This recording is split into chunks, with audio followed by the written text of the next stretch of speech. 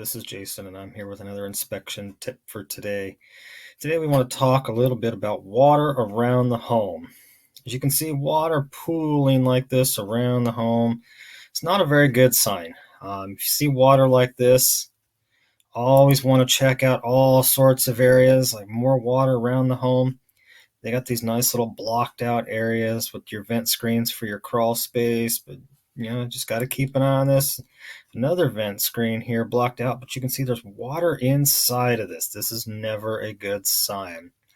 So with this, what we're going to do is we're going to pop down inside the crawl space, and as you can see, that water has transferred itself into the crawl space itself.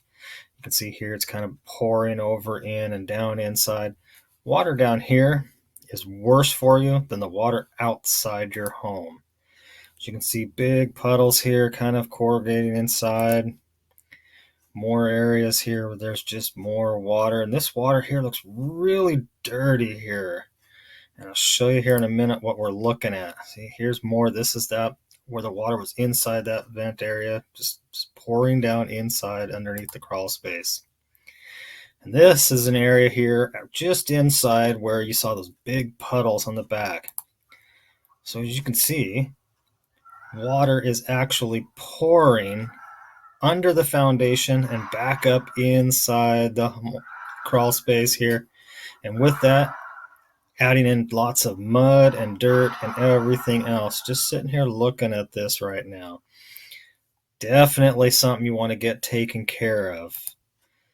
So keeping these things cleaned out. Anytime you see water here, always check your crawl space to verify that it's not getting under your house, because any water under there gets too much, it can start causing significant structural damage to the home.